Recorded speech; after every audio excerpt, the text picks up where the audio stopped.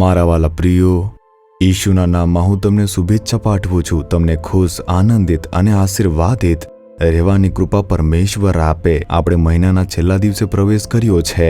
એવું લાગે છે મહિનો હમણાં શરૂ થયો હતો અને જાણતા પહેલા જ તે મહિનો પૂરો થઈ ગયો. હમણાં જ તો વરસ શરૂ થયો હતો અને હમણાં જુઓ અડધો વરસ પસાર થઈ ગયો છે. દિવસો ખૂબ ઝડપથી પસાર થાય છે અને પરમેશ્વરનું આગમન પણ નજીક આવી રહ્યું છે અને દુનિયાનો અંત તે પણ નજીક આવે છે. તેથી તમારે હંમેશા આગમન માટે પોતાને તૈયાર રાખવું જોઈએ. તમારે આગમનને ધ્યાનમાં રાખનાર તરીકે જીવવું જોઈએ. સારું, પ્રભુ આજે મને કયું વચન આપે છે? શું તમે આમ વિચારી રહ્યા છો? યોહાન તેના 16મા અધ્યાયની 20મી કલમ. તમારી ઉદાસીનતા આનંદમાં ફેરવાઈ જશે. તમે આજે કોઈ વાત માટે દુઃખી છો. પરમેશ્વરે આ મહિના માટે મને વાચા આપી હતી અને મેં પ્રાર્થના કરી, પ્રભુ મારા માટે તે કાર્ય કરશે. હું વિશ્વાસ કરીને હું રાહ જોઈ રહ્યો હતો. ત્યાં સુધી બદલાયું નથી. આ દુઃખદ વાત હજુ દૂર થઈ નથી.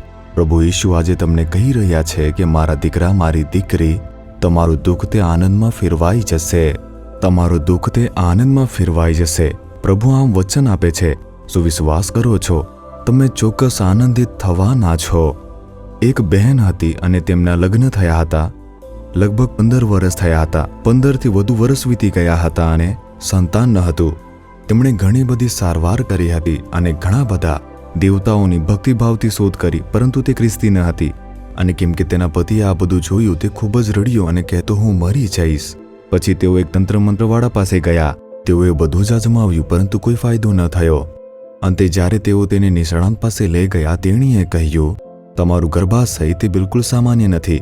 તે ખૂબ જ અલગ છે. આ ગર્ભાશયમાં બાળક બનવાની કોઈ પણ શક્યતા દેખાતી નથી. આમ તેમણે કહ્યું. તે હજુ વધારે દુઃખી થઈ ગઈ. તેને આટલા લાંબા સમય સુધી બાળક ન હતું અને ડોક્ટરોએ કહ્યું કે બાળક થવાની શક્યતા નથી. ખૂબ જ દુઃખી થઈ. અન્ય લોકો તેમની મજાક ઉડાવતા હતા કે પતિ અને પત્ની તે બંને કામ કરે છે, પરંતુ કામ કરવાનો અને પૈસા કમાવાનો શું ફાયદો? તમે કોના માટે કમાઈ રહ્યા છો? તેઓ સીધા આમ કહેતા અને આ પ્રભાવિત થતા.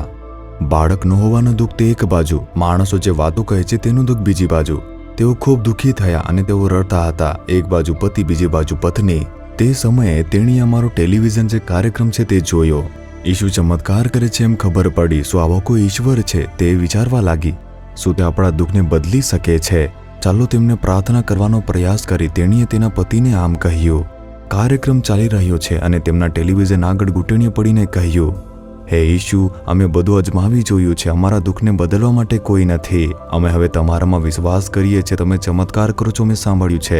અમે ઘણી સાક્ષીઓ સાંભળી છે. અમારા માટે પણ ચમત્કાર કરો. અમારા દુઃખને બદલી નાખો. તેઓ આંસુઓ સાથે પ્રાર્થના કરતા હતા. ઈશુએ તે પ્રાર્થના સાંભળી. તેમણે તરત જ તેમને આશીર્વાદ આપ્યા.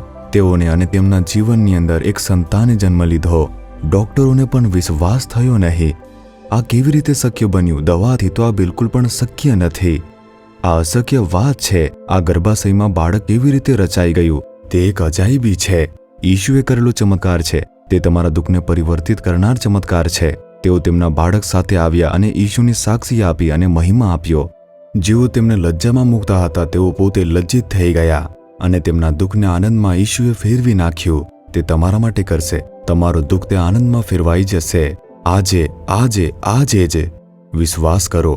હૃદય પર હાથ રાખીને કહો, હે પ્રભુ, હું ઘણા દિવસોથી વિશ્વાસથી રાહ જોઈ રહ્યો છું. આજે મારા માટે એક ચમત્કાર કરો.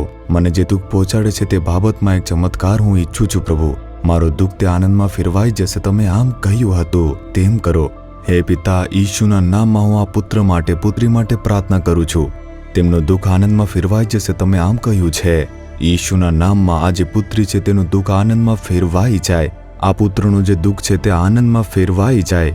એક ચમત્કાર કરો. તેમના દુઃખને પરિવર્તિત કરો, આનંદિત કરો. ઈશુ ખ્રિસ્તના નામમાં આજે તેમના જીવનમાં એક ચમત્કાર કરો. ઈશુના નામમાં પ્રાર્થના કરું છું. Amen, amen.